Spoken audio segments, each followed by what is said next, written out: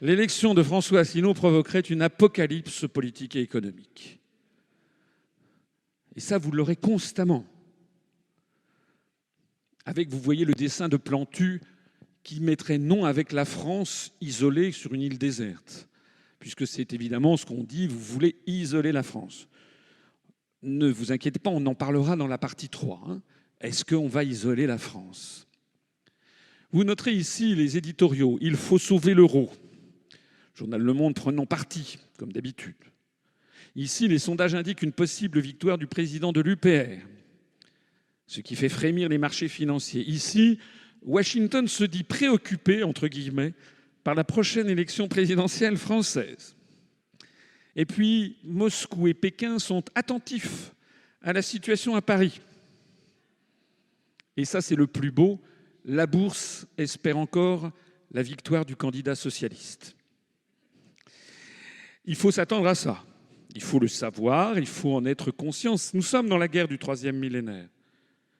La guerre du troisième millénaire, c'est d'abord une guerre médiatique, une guerre de l'information, de la manipulation des cerveaux. C'est très, très important à comprendre. Si les gens se laissent désarmer ou décourager par ce genre de choses, vous savez, depuis 7 ans, j'en ai suffisamment entendu. J'aurais pu poser les bagages 2500 fois.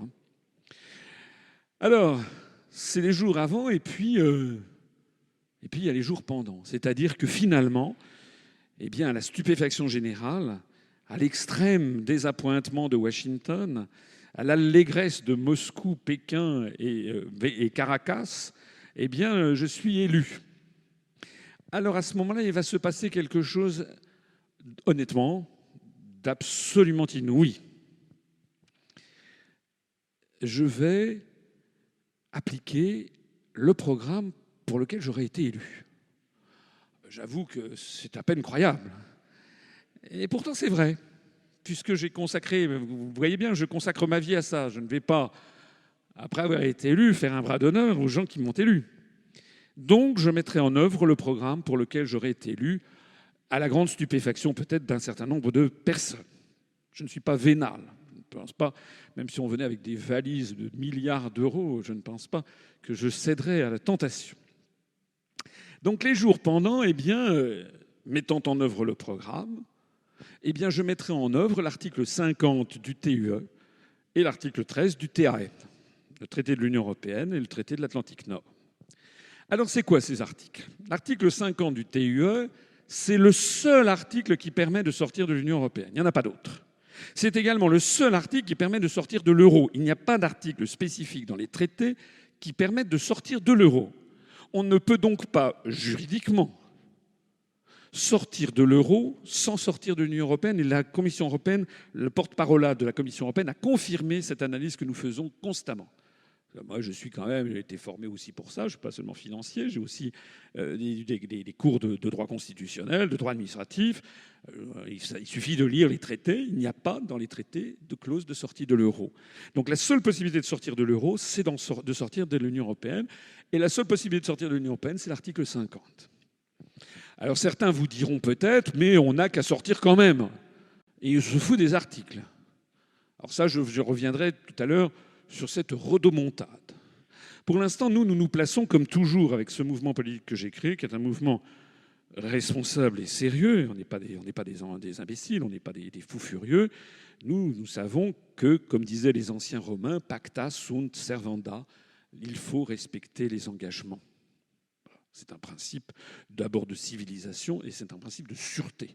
Parce que si on viole des traités ou des engagements, les autres parties sont également capables, elles, de vous les faire ravaler parce qu'ils ont des moyens de rétorsion. J'y reviendrai tout à l'heure. Donc ça, c'est la première remarque que je fais aux gens qui vous disent « on va mettre des bâtons dans les roues ». Puis la deuxième remarque, c'est surtout, je veux dire, en plus de ça, vous ne connaissez pas le traité parce qu'il y a un alinéa qui est à l'alinéa 3. Les traités cessent d'être applicables à l'État concerné à partir de la date d'entrée en vigueur de l'accord de retrait ou à défaut 2 ans après la notification visée au paragraphe 2.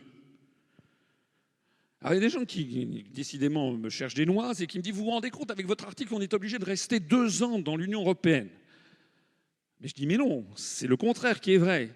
C'est 2 ans maximum. Parce que si on n'arrive pas à aboutir à un accord de retrait, À défaut, ça veut dire au plus, 2 ans après, c'est terminé, on en sort de plein droit. Donc ce n'est pas 2 ans minimum, c'est 2 ans maximum. Et si d'aventure on n'arrivait pas à avoir un accord de retrait, on en sort au bout de 2 ans maximum. Alors maintenant, j'entre dans un domaine de l'hypothèse que vous allez avoir à l'esprit, qui est de dire mais qu'est-ce qui va se passer aux élections législatives? Parce que pour mener le programme que nous proposons, qui est une véritable révolution, sereine juridique, mais une révolution quand même au sens étymologique de la révolution, c'est-à-dire le retour. Révolution, on fait un tour complet. On revient à une situation antérieure. Donc cette révolution que nous proposons, évidemment, pour qu'elle ait lieu, il faut que nous ayons une majorité à l'Assemblée nationale. Ça n'est pas sûr. Certains diront, mais vous ne l'aurez pas. Eh bien oui, ils peuvent toujours le dire. Moi, je dirais, nous l'aurons. Alors, comment trancher? Personne ne peut trancher à l'avance. Il faut néanmoins se rappeler l'histoire. Dans l'histoire, pas seulement en France, mais en France en particulier, le peuple, quand il est consulté sur une élection décisive et qu'il fait un changement d'orientation, s'il y a une autre élection nationale qui arrive dans les semaines qui suivent, en règle très générale, non seulement il confirme son premier choix, mais il l'amplifie. Ceux d'entre vous qui étaient d'âge adulte ou adolescent, comme c'était mon cas, ou étudiant, en 1981, se rappellent ce qui s'est passé en 1980. En 1980, les giscardiens disaient « mais de toute façon, Mitterrand ne peut pas être élu, c'est une vieille baderne, etc. » Bien.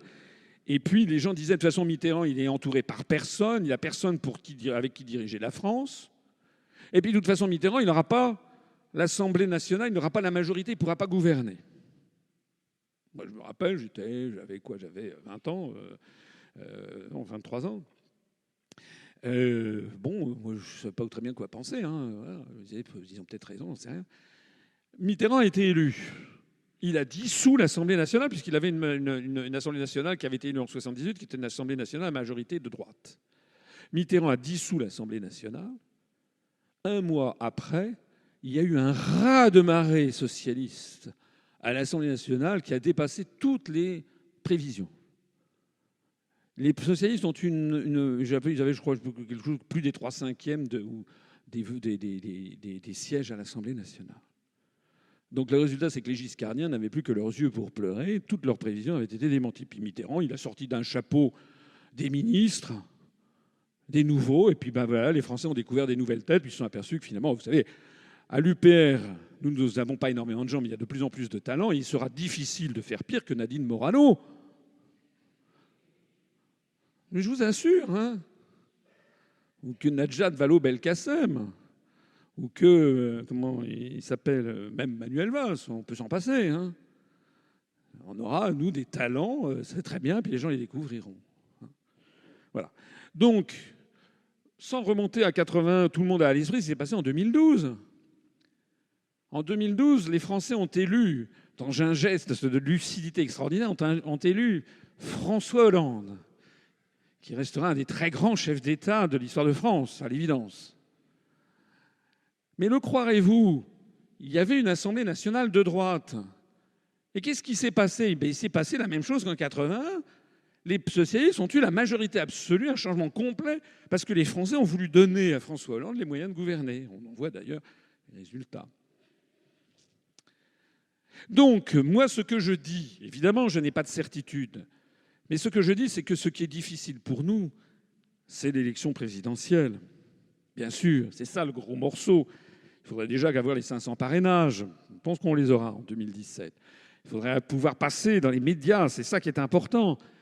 Mais si j'arrive à être élu, ce sera un tel bouleversement de la situation politique, un tel changement de cap énorme, qu'il y aura un effet de souffle, comme je le disais tout à l'heure, et que la difficulté ne sera pas, me semble-t-il, d'avoir ensuite une majorité à l'Assemblée nationale. D'autant que le succès appelle le succès. La France devra par ailleurs convenir avec ses partenaires de toute une série de détails techniques pour mener à bien ce divorce à l'amiable. Par exemple, l'accord de retrait devra trancher à partir de quelle date la France cesse de verser de l'argent à l'Union européenne. Actuellement, j'y reviendrai tout à l'heure, la France donne en gros, bon an, mal an, 21 milliards d'euros à l'Union européenne. Et ça ne se fait pas comme ça le 1er janvier. Ce sont des prélèvements, notamment sur les droits de douane, sur la TVA, qui abondent le budget européen. Donc à partir de quel moment on arrête ces versements? Ça fait partie de l'accord de négociation. On pourrait dire, si on était méchant, on arrête tout de suite. Et là, on est sûr de se mettre à dos les autres. Si on est un petit peu plus intelligent et diplomate, et si on veut faciliter les négociations, on peut dire, bon, attendez, on ne va pas être chien, on va continuer, on va diminuer progressivement, mais d'un autre côté, vous nous facilitez la tâche sur d'autres sujets. C'est ce qu'on appelle une négociation internationale. Ça peut se passer en très bonne intelligence. De la même façon, il faudra trancher à partir de quelle date la France cesse de recevoir des fonds de l'Union européenne. Ce que reçoivent les agriculteurs, par exemple, au titre de la politique agricole commune, ou les régions au titre du FEDER, ce qui est dans les tuyaux, vous savez, des autorisations de programme, des crédits de paiement, tout ça, c'est assez compliqué. Bon, qui paye quoi? Quand est-ce que ça va s'arrêter? Qu'est-ce qu'on fait? Qui se substitue à quoi? À partir de quand, par exemple, les subventions versées aux agriculteurs par l'Union européenne seront, à partir de quand c'est la République française qui se substituera à l'Union européenne en versant directement les fonds aux agriculteurs?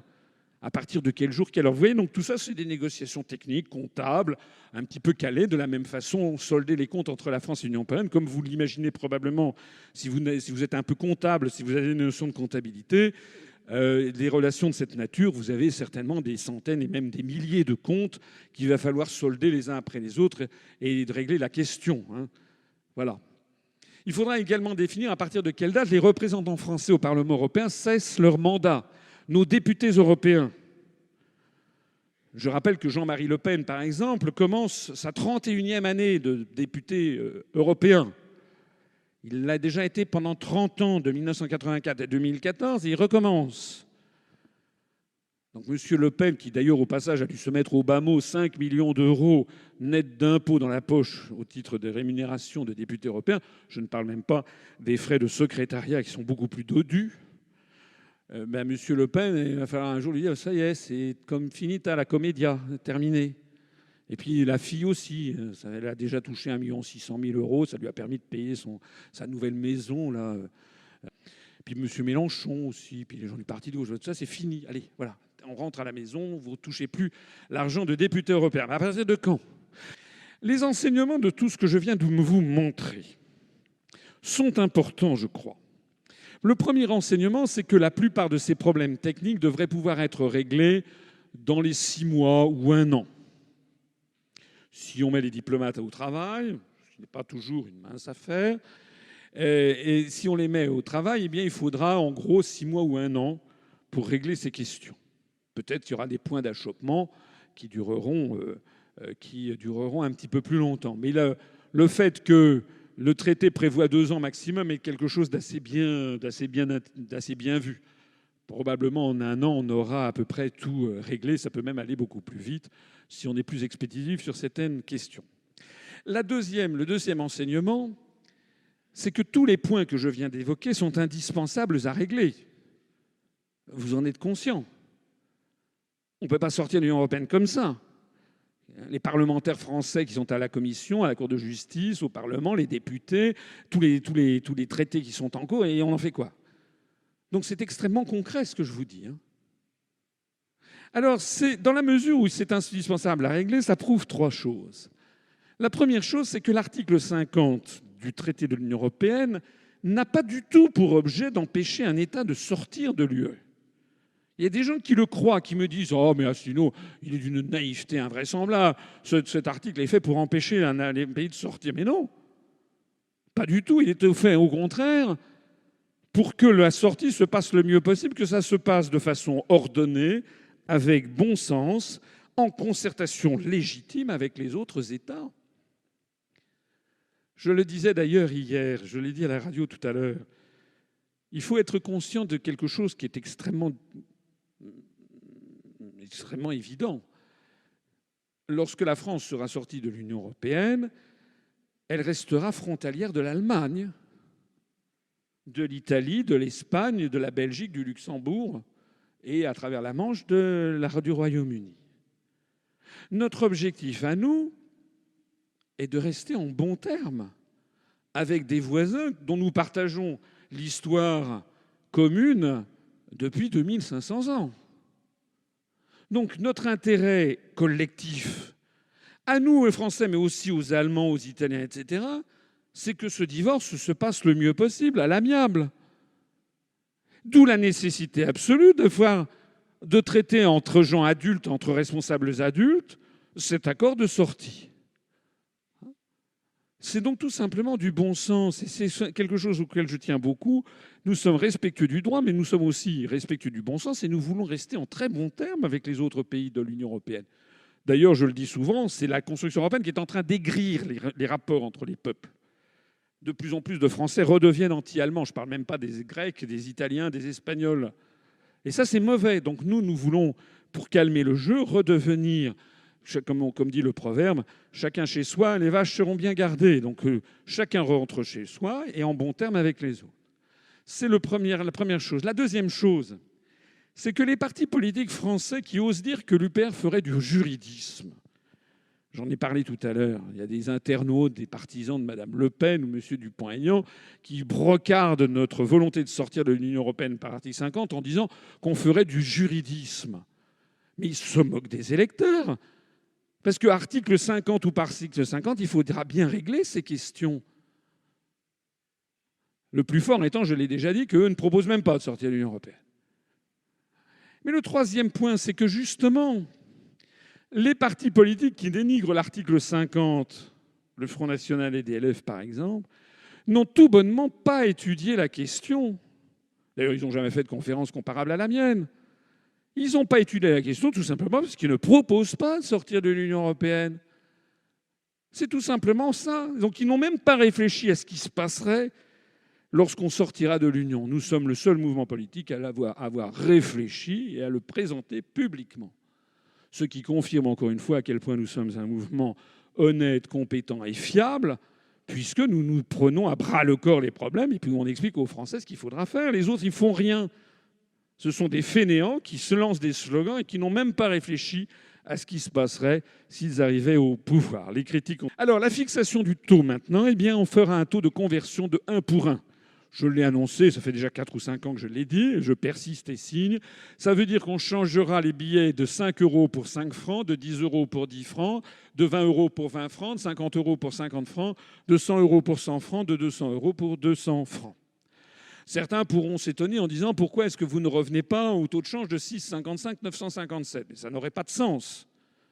Ça n'aurait pas de sens, ça n'aurait aucun intérêt si ce n'est que de rendre aux Français un certain effroi par rapport au prix qu'ils acquittent. Quand vous payez un café 2 euros ou 2,50 €, vous découvriez, si vous mettez par 6,55, 957, que vous payez votre petit noir 18 francs. Ça fait froid dans le dos pour ceux qui se rappellent quel était le prix du café en 2001 quand on payait en francs. J'ajoute également que ça facilitera le travail des commerçants, de tous les distributeurs, et ça empêchera les phénomènes inflationnistes des taux d'arrondi. Parce que si vous êtes obligé de remultiplier tous les prix par 6,55, 957, certains seraient tentés de multiplier par 7. Il est très probable que si la France sort de l'euro, eh bien, il est très probable que nous aurons une sortie de l'euro de la part des Grecs, de la part des Italiens et des Portugais. Les autres problèmes techniques, eh bien, les dettes et les créances des résidents et les dettes et les créances des non-résidents. Ça fait partie de ce qu'on vous raconte souvent. On vous dit, mais vous vous rendez compte, si on sort de l'euro, le franc va perdre 50% de sa valeur, ce qui ne sera pas le cas. Mais il va perdre, mettons, 25%, ce qui est déjà plus probable, de sa valeur. Et donc, les dettes vont augmenter de 25%, 30%. La dette publique française va augmenter de 30%. C'est faux. C'est faux parce que nous changerons, le taux de change des dettes sera de 1 pour 1. C'est-à-dire que toutes les dettes en France et toutes les créances auront été traduites au taux de 1 pour 1. C'est une décision souveraine. Donc les résidents, pour eux, ça n'est pas gênant de passer au taux de 1 pour 1. Ce qui peut être gênant, c'est pour les non-résidents qui ont des créances sur l'État français. Ou même pour des résidents ayant une créance, ayant acheté des obligations de la République française. Certains peuvent dire, attendez, vous êtes endetté en euros et d'un seul coup, vous allez rembourser en francs. Or, le franc perd 25%, 30% de sa valeur, vous nous remboursez en monnaie de singe. À quoi je réponds ce que j'ai répondu ? À quoi nous répondons que ça n'est pas exact, parce qu'il y a un taux d'intérêt qui est différent actuellement selon les obligations d'État. Si vous achetez de l'obligation allemande à 10 ans, vous payez du 1,4%. Si vous payez des obligations françaises à 10 ans, vous les payez du 2,2%. Si vous achetez des obligations grecques, le taux d'intérêt qui vous est servi, c'est du 5 ou 6%. Pourquoi y a-t-il ces différences de taux d'intérêt entre les obligations grecques, françaises, allemandes ? Il n'y a aucune raison normalement, puisque c'est une monnaie prétendument unique, avec un taux impec de 1 pour 1 ad vitam aeternam, et qu'il y a une solidarité entre tous les États. Donc normalement, c'est le même risque de crédit. Donc normalement, ça devrait être absolument les mêmes taux d'intérêt. Si ça n'est pas les mêmes taux d'intérêt, c'est qu'il y a un problème. Problème qui a été posé, la question a été posée par les journalistes du Financial Times et du Wall Street Journal à Mario Draghi, le président de la BCE, à l'été 2012. Et ce monsieur a commis un petit impair, un gros impair dans la communauté financière internationale. Il a dit, il a levé le mystère, enfin il l'a dit, c'est le tort qu'il a eu, c'est de le dire. C'est-à-dire qu'il fallait payer le risque de liquidité, c'est-à-dire que quand vous prêtez de l'argent, ça a un coût de prêter de l'argent, vous facturez quelque chose, puisque vous vous privez, vous, de la jouissance de l'argent dont vous possédez. Mais ça ne dépend pas ça ne dépend pas du débiteur, enfin ça ne dépend pas du créancier. La deuxième chose, c'est le risque de crédit. Et la troisième chose, c'est le risque de change, et ce que ça dit Mario Draghi. Risque de change, ça veut dire quoi ? Ça veut dire qu'en réalité, si vous payez, si le taux d'intérêt que les marchés financiers demandent à la Grèce pour 10 ans est de 6%, alors qu'il n'est que de 2,2 à la France et 1,4 à l'Allemagne, c'est parce que les marchés financiers intègrent dans leurs anticipations la possibilité que sous 10 ans, l'euro est explosé et qu'il soit remboursé en drachmes dans un cas, en francs dans un autre cas et en Deutsche Mark dans le troisième cas. Donc ils facturent ce coût, ils facturent cette hypothèse. Donc nous serons fondés à dire, écoutez, la France a payé du 2,2 ou 2,3 quand l'Allemagne payait du 1,4. Les marchés financiers nous ont surfacturé par rapport à l'Allemagne par anticipation du risque qui maintenant se concrétise. Il s'est concrétisé, nous n'avons rien à payer. Nous avions payé une prime de risque pour ça qui se concrétise. Comprenez le raisonnement ? Donc ça veut dire qu'on ne peut pas avoir le beurre, l'argent du beurre et le sourire de la crémière en même temps. La mise en œuvre des principales mesures du programme de libération nationale seront le grand point fort également des premières semaines et des premiers mois de notre nouvelle majorité, de notre nouveau gouvernement. Parce que si nous voulons sortir de l'Union européenne, ça n'est pas une fantaisie, ça n'est pas de la nostalgie, c'est pour répondre aux problèmes les plus urgents et les plus immédiats qui se posent aux Français. Nous voulons les mesures que nous prendrons dans les premiers mois, conformément à notre programme inspiré de celui du Conseil national de la résistance, nous amèneront à arrêter l'hémorragie de délocalisation et d'emplois industriels le plus vite possible. Je vous ai dit que nous perdons une usine par jour. Rétablir l'agriculture. Tous les jours, il y a des agriculteurs qui quittent la terre, sans parler des 400 qui se suicident par an. Nous voulons inverser pour de bon la courbe du chômage.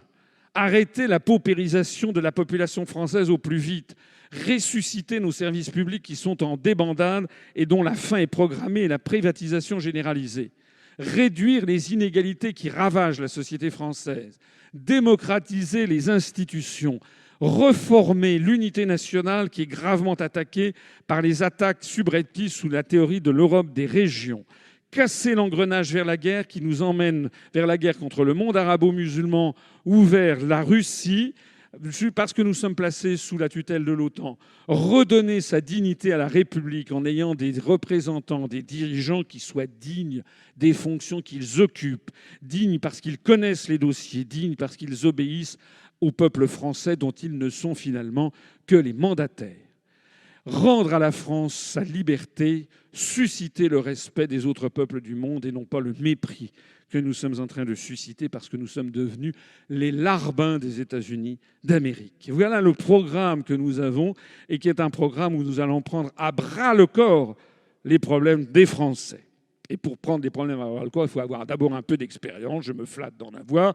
En tout cas, j'en ai beaucoup plus que bien d'autres qui se présentent à la fonction suprême. Alors, ça veut dire quoi? Les exemples de mesures permises par notre sortie de l'Union européenne. La première chose que nous ferons, c'est le rétablissement des autorisations préalables pour toute délocalisation d'entreprises à l'étranger.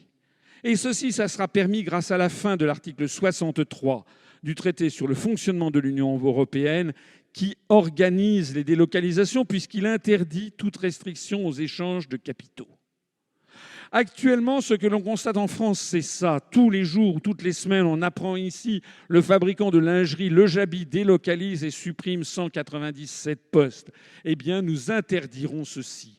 Le Peugeot va délocaliser la prochaine C3 en Slovaquie. Nous interdirons cela. Electrolux délocalise son usine de Reims. Nous interdirons ceci. Et comment nous l'interdirons? Tout simplement parce que nous refuserons les transferts de capitaux nécessaires pour construire les usines sur place. Et ces transferts de capitaux devront faire l'objet d'une autorisation de l'État, comme c'était d'ailleurs le cas sous Vincent Auriol, sous René Coty, sous Charles de Gaulle, sous Georges Pompidou, sous Valéry Giscard d'Estaing, sous François Mitterrand, jusqu'au traité de Maastricht. Parce que c'est comme ça que ça se passait avant. Les entreprises, ça fait belle lurette qu'elles auraient aimé aller s'installer dans des pays à très bas coût de salaire. Sauf que c'était niet. Il fallait obtenir l'autorisation de l'État. Qui dit autorisation ne dit pas interdiction systématique. Je cite souvent l'exemple de Peugeot allant s'installer, allant créer une usine en Iran. Eh bien, la France avait étudié, le ministère des Finances avait étudié, est-ce que oui ou non? Et puis on avait dit oui. Oui, pourquoi? Parce que c'était bon pour Peugeot. D'ailleurs, si Peugeot proposait le truc, c'est qu'ils jugeaient que c'était bon pour l'entreprise. Ça permettait à l'entreprise de se développer au Moyen-Orient, de fabriquer des 504 robustes pour le marché iranien, le marché afghan. Je rappelle qu'à l'époque, la cour de Kaboul, comme la cour de Téhéran, parlait entièrement le français. De développer également ces véhicules qui seraient commercialisés au Moyen-Orient. C'était bon également pour l'Iran, puisque l'Iran, n'ayant pas d'industrie automobile, voyait d'un seul coup une industrie automobile prendre pied chez elle. Certes, avec des capitaux étrangers, mais enfin, il vaut mieux avoir une entreprise automobile avec des capitaux étrangers que pas d'entreprise automobile du tout. Ça crée de l'emploi, ça crée de l'industrie à l'Iran. C'était bon pour l'Iran. Est-ce que c'était bon pour la France? Oui, c'était bon pour la France parce que ça permettait à la France d'accentuer sa présence culturelle, industrielle. Dans toutes les rues de Téhéran, on voyait, ou d'Isfahan, on voyait des voitures fabriquées en France. Les garagistes devaient se former à la technique française. Des ingénieurs iraniens allaient venir en France. Tout ça était bon pour le rayonnement de la France. Donc c'était bon pour Peugeot, pour l'Iran et pour la France. Est-ce que c'était bon pour les ouvriers français? Ce n'était pas mauvais pour les ouvriers français puisqu'il y avait un quota de réimportation zéro en France. Peugeot ne pouvait pas réimporter en France des véhicules fabriqués en Iran.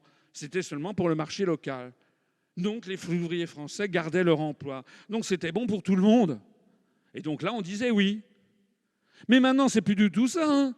Maintenant, on n'a même plus le droit de dire oui ou non. De toute façon, c'est de plein droit. Donc toutes les entreprises s'enfuient pour aller créer leur truc à très bas coût de salaire et réimporter d'ailleurs les produits en France. C'est ça le système.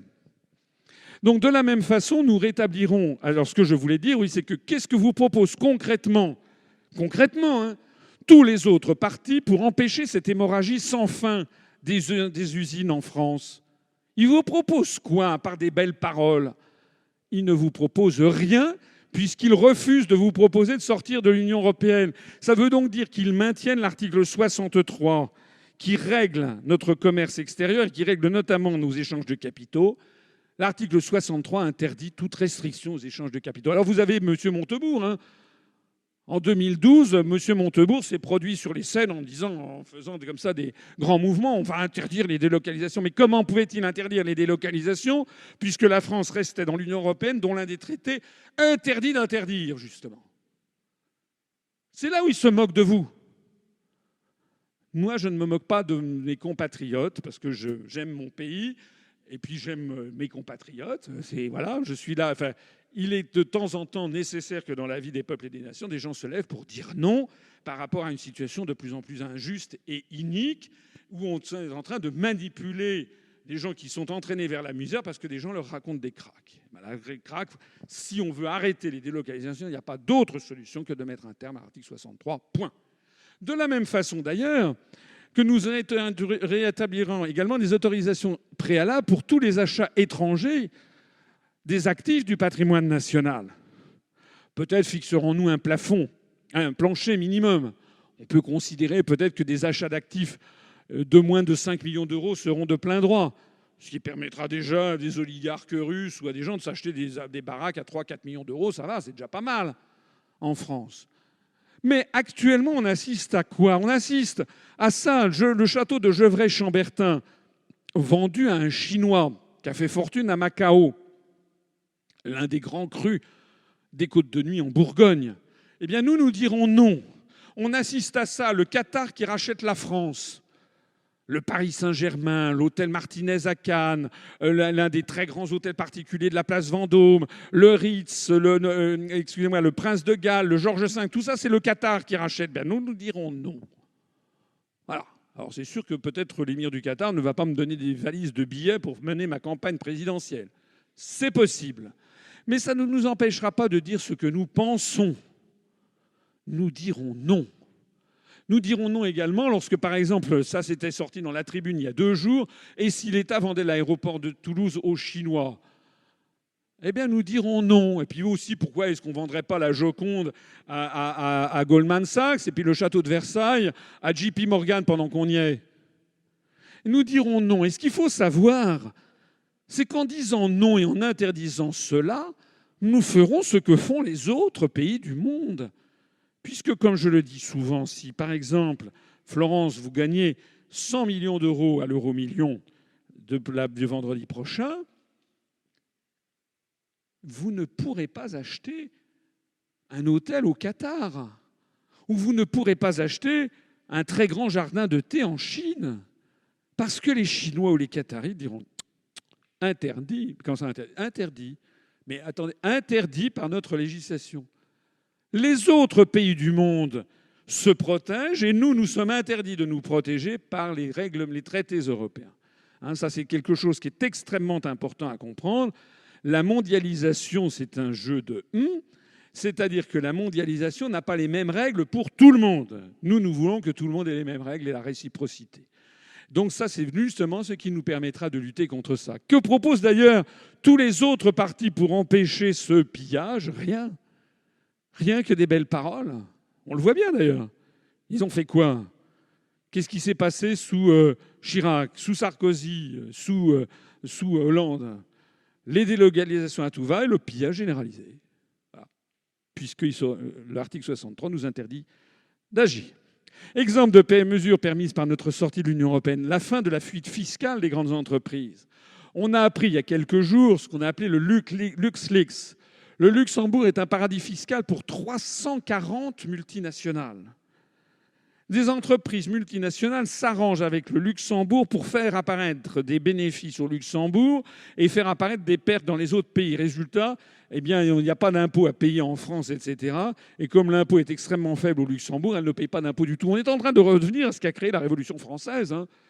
La Révolution française, les nobles, les aristocrates, le haut clergé ne payaient pas les impôts, c'était les plus riches. Ça remontait à Charles VII, qui avait fait une espèce d'accord comme ça pour clôturer la guerre de 100 ans.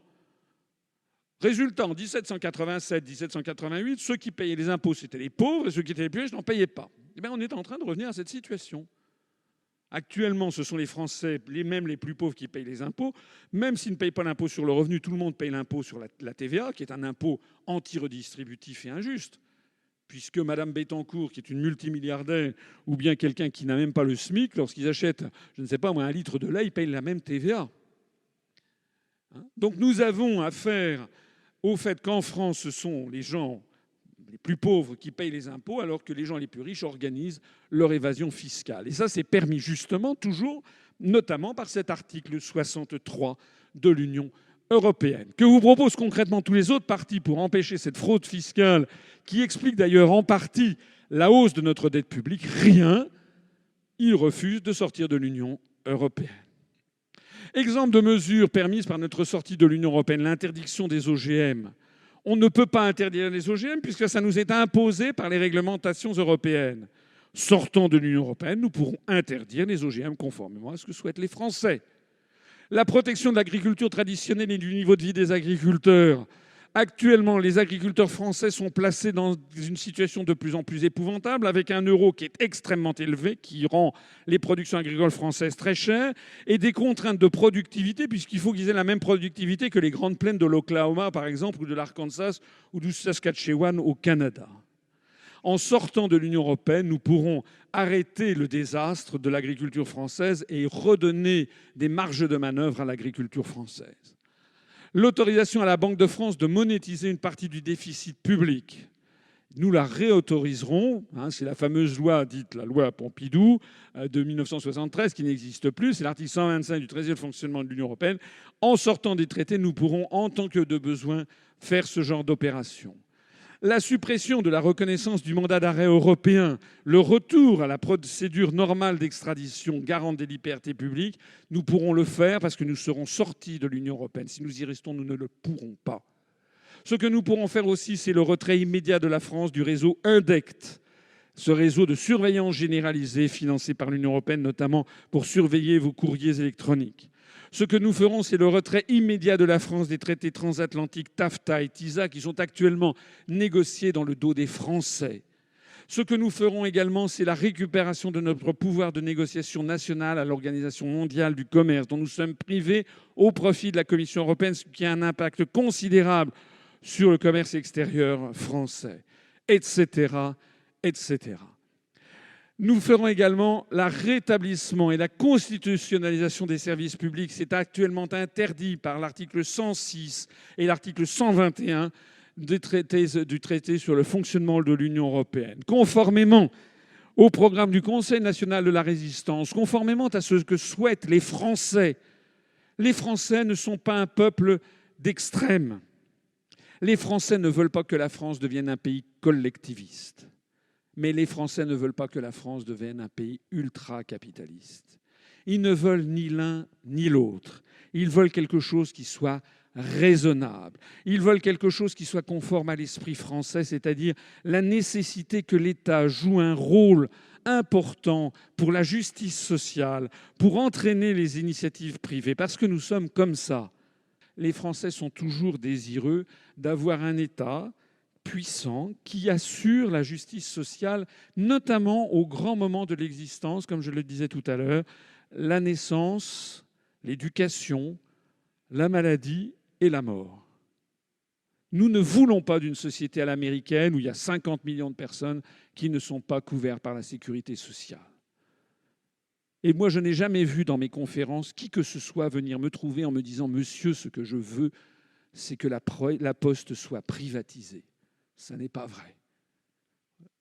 Donc nous, eh bien, conformément au programme du CNR, nous allons faire le retour à la nation. C'était le terme utilisé par le programme du Conseil national de la résistance de 1944. Nous allons faire la nationalisation totale ou partielle si nécessaire, ou l'interdiction constitutionnelle de privatiser selon les cas, de toute une série de services publics qui sont d'ailleurs encore, pour une partie d'entre eux, nationalisés, mais nous voulons casser ce qui actuellement est en train de se produire, c'est-à-dire la privatisation contre la volonté du peuple français. Donc nous inscrirons dans la Constitution que les entreprises suivantes sont nécessairement des entreprises publiques dont la privatisation est interdite. EDF, GDF, France Télécom, la SNCF, les sociétés d'autoroutes, les sociétés de réseau d'adduction d'eau, TF1, Télédiffusion de France, ainsi que tout établissement financier secouru par des fonds publics. Si une banque a besoin d'être secourue par des fonds publics, on dira très bien, mais maintenant, ça devient une propriété de la collectivité nationale, parce que ça suffit, ce système, où lorsque des banques font du profit, c'est pour les actionnaires, et lorsqu'elles font des pertes, eh bien, ce sont les Français qui doivent éponger les pertes. C'est plus possible. Et puis, nous mettrons dans le même sac également la Poste, la sécurité sociale, et nous constitutionnaliserons le principe des retraites par répartition. Dans l'ambiance actuelle de la France, ça paraît un programme presque d'extrême gauche.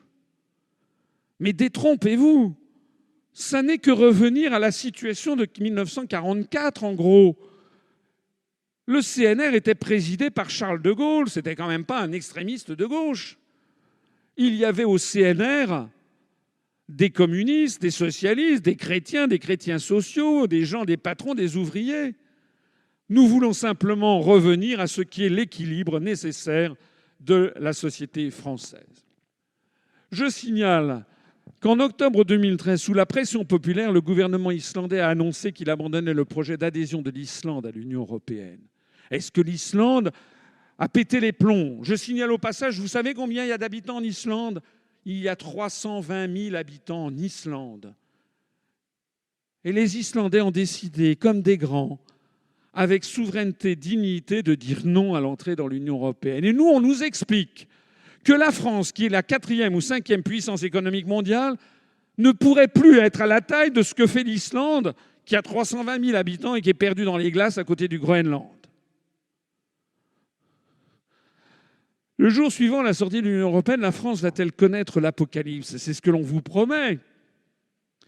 Eh bien, ceux qui vous disent ça, vous allez leur répondre ceci. Voici un territoire qui s'appelle le Groenland, qui est une colonie danoise, un territoire d'outre-mer du Danemark, qui faisait partie de la communauté économique européenne et qui a procédé en 1982 à un référendum sur son retrait de la CEE. Le oui l'ayant emporté, le Groenland est sorti de la CEE le 1er février 1985. Et voilà ce qui s'est passé.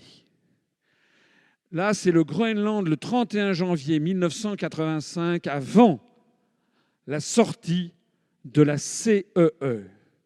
Et ça, c'est le Groenland le 1er février 1985, après la sortie de la CEE.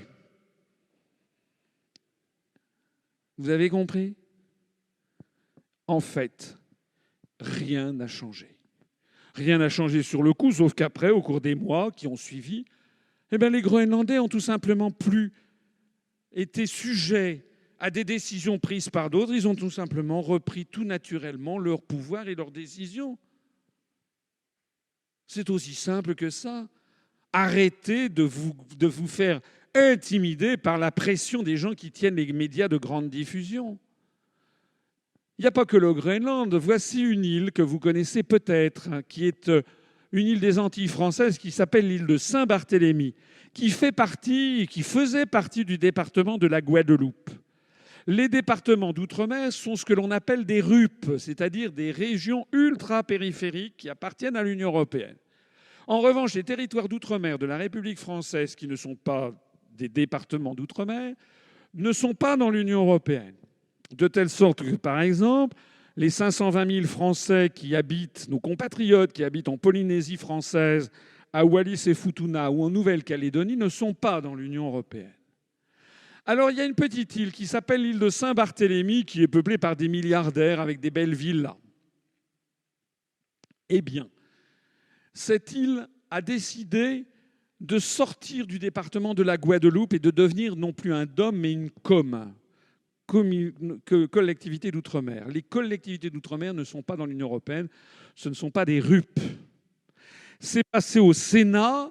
Vous voyez ici le débat au Sénat le 10 septembre 2010 sur le projet de décision du Conseil européen relatif à la modification du statut européen de l'île de Saint-Barthélemy. Vous voyez comment tout ça est ciselé pour qu'on ne comprenne pas ce que ça veut dire.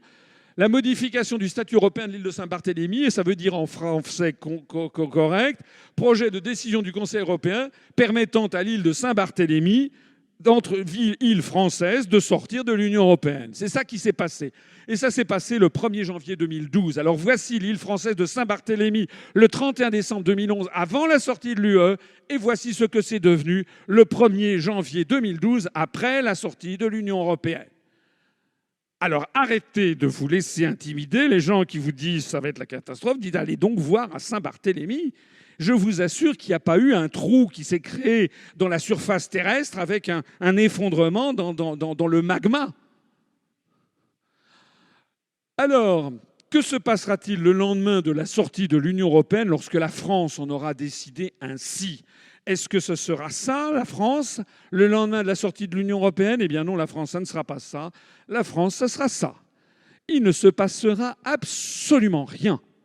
Lorsque vous ouvrirez vos volets, je vous assure que la boulangère sera toujours là et qu'elle fera toujours ses baguettes. Quant les contrôles aux frontières actuellement, en dehors de l'espace Schengen, je ne sais pas si vous êtes déjà allé à l'étranger. Vous êtes peut-être déjà allé à Djerba en Tunisie, ou vous êtes peut-être déjà allé à New York, ou vous êtes peut-être déjà allé à Marrakech au Maroc, ou à Moscou, ou à Tokyo, ou même à Londres, ou à Dublin. Eh bien, dans ces cas-là, vous êtes allé peut-être prendre votre avion à Roissy, et vous avez franchi des frontières.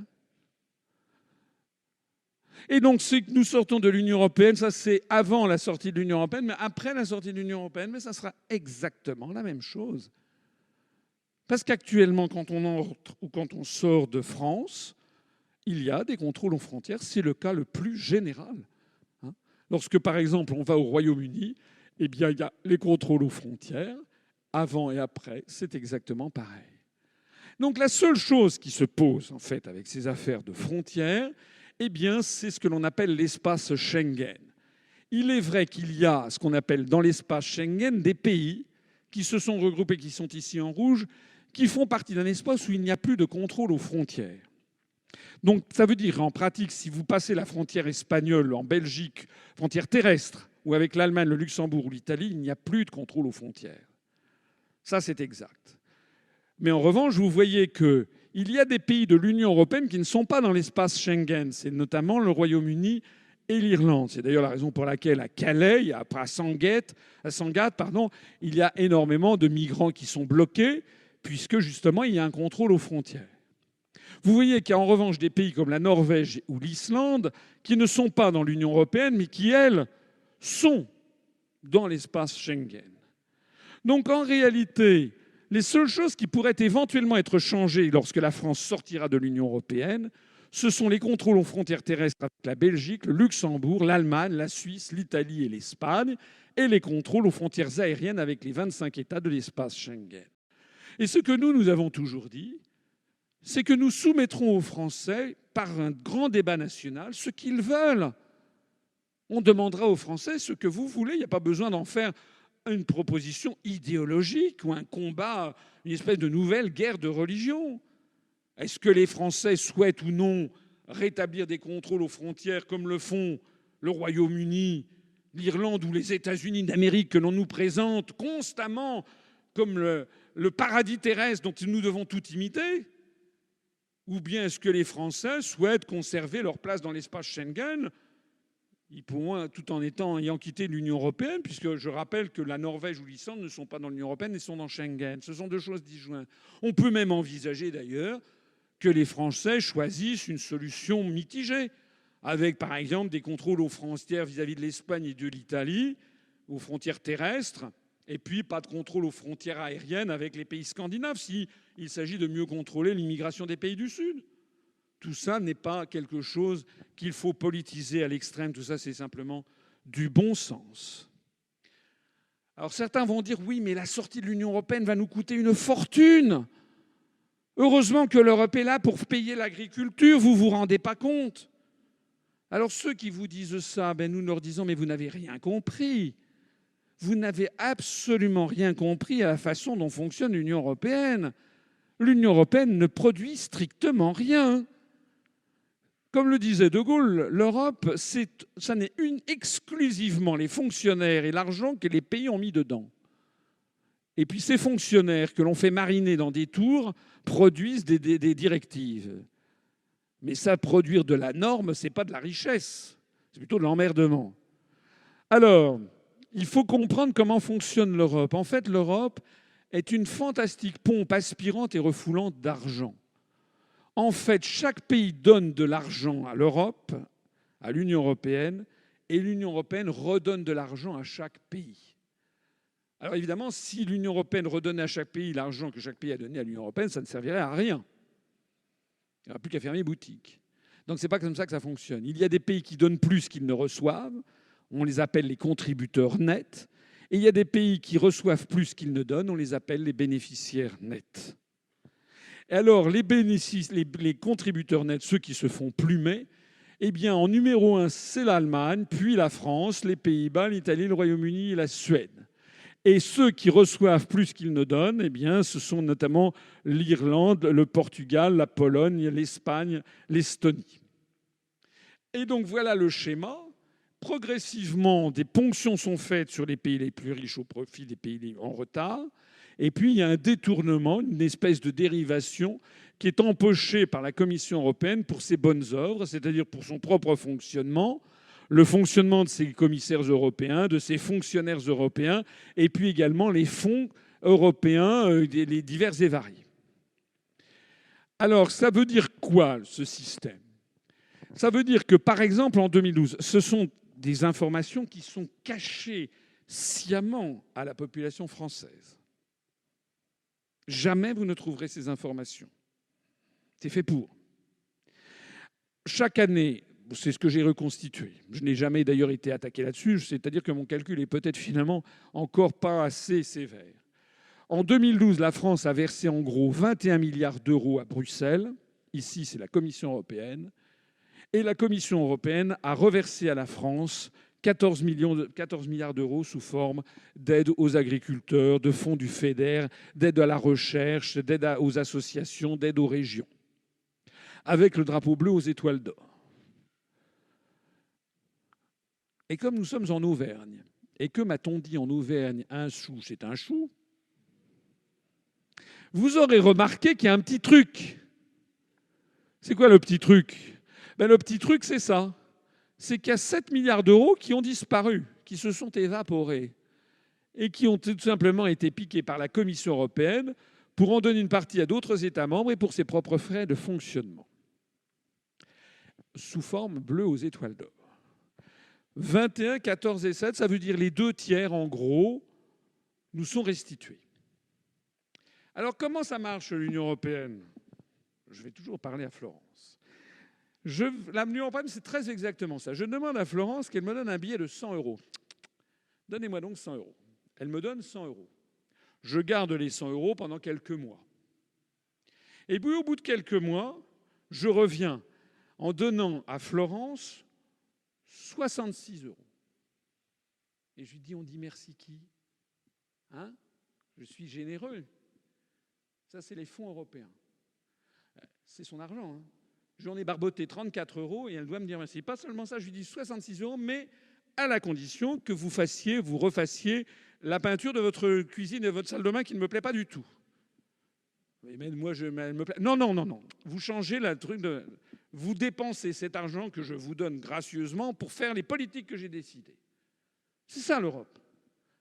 Et puis ensuite, les 34 euros que j'ai conservés, je m'en mets à peu près 10 dans la poche pour aller faire bombance, aller au resto, etc.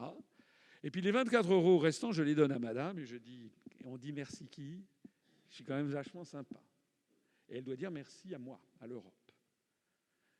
C'est-à-dire que l'argent que verse la France, nous en sont restitués les 2 tiers pour mener des politiques imposées par l'Europe, fussent-elles les plus absurdes possibles. Et le dernier tiers sert à financer une vie de nabab des fonctionnaires européens qui partent à la retraite au bout de 15 ans, à un taux plein, qui gagnent des sommes phénoménales. Et le reste est donné à d'autres pays au nom de l'Union européenne, c'est-à-dire que ceux qui reçoivent notre argent ne savent même pas que c'est nous qui payons. Chapeau ! Vraiment, comme stratégie, c'est fantastique. Alors, lorsque les contribuables français versent 100 euros à l'Union européenne, les agriculteurs français récupèrent 50 euros via la politique agricole commune. Les régions françaises récupèrent 16 euros via les aides économiques structurelles. Les 34 euros restants ne sont pas récupérés. Ils financent les fonctionnaires européens, les frais de fonctionnement, ainsi que les Polonais, les Estoniens, les Slovaques, les Turcs. Les Turcs, puisqu'ils sont en procédure d'adhésion, puisque les États-Unis, ce sont les États-Unis qui ont décidé que la Turquie entrerait dans l'Union européenne. Je l'ai expliqué maintes fois, c'est parce qu'il s'agit de faire coïncider le périmètre de l'OTAN et le périmètre de l'Union européenne. Mais il y a encore mieux. C'est que l'Union européenne demande de cofinancer, avec notre argent et avec de l'argent de la République, des campagnes de promotion pour vendre les bénéfices de l'Union européenne. Ça, c'est des photos que j'avais prises à Millau, dans l'Aveyron, le croirez-vous. Pour révolutionner les nouvelles technologies, les étoiles de l'Europe, c'est mieux. On fait croire à la population française que si l'Europe n'était pas là, on ne pourrait pas financer la recherche. Alors que si nous sommes sortis de l'Union européenne, non seulement nous pourrons la financer directement, mais on aura 7 milliards d'euros en plus à dépenser pour notre propre compte. Alors ça, il ne faut surtout pas que vous le sachiez. Mais enfin, vous voyez cette escroquerie extraordinaire qui a un impact considérable sur l'unité nationale. Voici ici un village que vous ne connaissez peut-être pas, même assez probablement pas, puisque ici c'est la France et de l'autre côté de ce fleuve, cette côte que vous voyez en face, c'est le Brésil. Le fleuve s'appelle l'Oyapock et la ville s'appelle Saint-Georges de l'Oyapock. C'est une commune française, de Guyane française. Eh bien, sur ce panneau, vous voyez le drapeau, enfin le blason de la commune et le drapeau européen.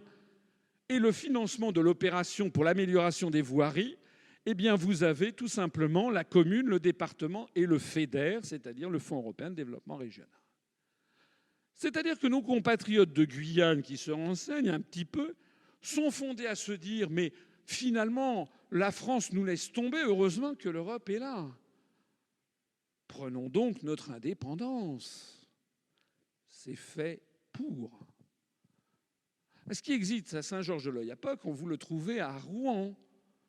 Au port autonome de Rouen, c'est les travaux financés par l'Union européenne, le port autonome de Rouen, le Conseil régional de Haute-Normandie, le Conseil général de Seine-Maritime, la communauté d'agglomération rouennaise. Celui qui paye le plus, la structure qui paye le plus, c'est la République française, n'apparaît pas. Parce que l'Union européenne, ce sont les fonds versés par la République. Le Conseil général et le Conseil régional, c'est financé par les taxes d'habitation, taxes foncières décidées par la République, payées par les contribuables français.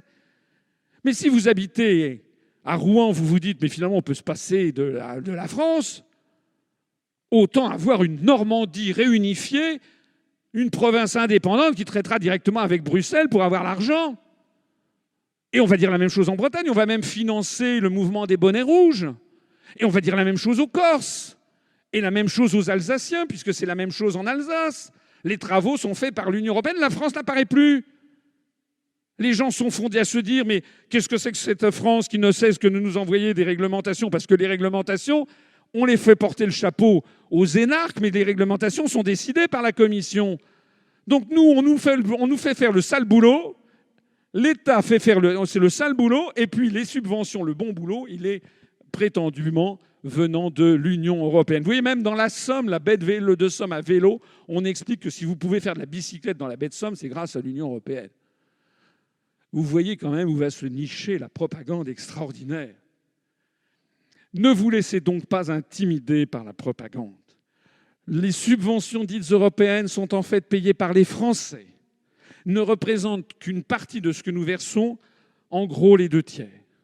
Si nous sortons de l'UE, non seulement la France pourra toujours verser le même montant de subventions aux agriculteurs, sauf que cette fois-ci, les agriculteurs de l'Aveyron, de l'Ardèche, de la Haute-Loire, du Puy-de-Dôme et de toute la France recevront les subventions avec le drapeau de la République française, ce qui est normal puisque c'est la République française qui paye, c'est-à-dire la collectivité nationale. Et deuxièmement, nous aurons 7 milliards d'euros de plus, soit à économiser pour diminuer notre dette publique, ça ne serait pas forcément inutile, puisqu'on s'endette en définitive pour payer la Commission européenne, hein. Ou alors à consacrer à des politiques sociales. Dans notre programme, c'est ce qui est prévu, de faire un grand programme de logements sociaux, parce qu'il y a énormément de Français qui ont les plus grandes difficultés à se loger. Le coût total annuel de la construction européenne pour la France, en contribution nette, c'est 7 milliards d'euros. Il faut y ajouter les autres dépenses budgétaires apparentes, les cofinancements, les sanctions, les indemnités. Les sanctions, c'est lorsqu'on tarde à introduire la réglementation européenne, 4 milliards d'euros. Le coût de la collecte des recettes fiscales affectées aux dépenses européennes, 150 millions d'euros. L'impact financier de la réglementation européenne, alors ça, on n'a pas d'estimation en France, mais les Néerlandais ou les Britanniques qui sont près de leurs sous, comme les Auvergnats, ont fait des calculs en comptabilité analytique qui donnent froid dans le dos. Parce que toute la réglementation européenne s'appliquant à toutes les administrations, toutes les entreprises publiques et privées, les agriculteurs, les gens n'en peuvent plus des réglementations qui leur tombent en permanence sur le dos, en disant les énarques, ce n'est pas les énarques, hein, c'est la Commission européenne, ce sont les services de la Commission. Ça a été chiffré aux Pays-Bas ou au Royaume-Uni. Au prorata de ce que c'est pour la France, pour l'État, ça ferait un minimum de 8,7 à 10 milliards d'euros annuels. Pour les collectivités locales, 2,2 milliards d'euros. Pour les entreprises françaises, un minimum de 37 à 40 milliards d'euros de coûts à cause de tous ces personnes, ces services administratifs, le temps perdu à remplir toutes ces procédures européennes, soit un total énorme d'au moins 60 milliards d'euros. Ces informations, ces analyses sont absolument interdites de réflexion et d'antenne en France. C'est pourtant fondamental, c'est sans doute une des raisons essentielles pour lesquelles l'ensemble du continent européen est désormais la lanterne rouge de la croissance planétaire depuis 15 ou 20 ans. Parce que tous les pays européens sont dans la même situation, ont une croissance très lente. Mais pourquoi? Parce qu'ils sont complètement abreuvés de réglementation, de prélèvement, de ponctionnement par cette espèce de cancer administratif qui est cette nouvelle Union soviétique, enfin cette construction soviétoïde qui s'appelle la construction européenne.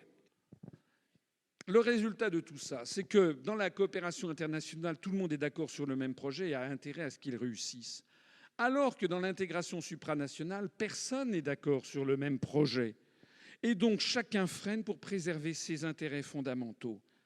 Ça veut donc dire que dans la coopération internationale, en réalité, ça marche presque toujours et tout le monde est content. Et nous sommes pour. Nous sommes pour Airbus. D'ailleurs, en sortant de l'Union européenne, nous serons toujours dans Airbus. Ça n'a aucun rapport avec l'Union européenne.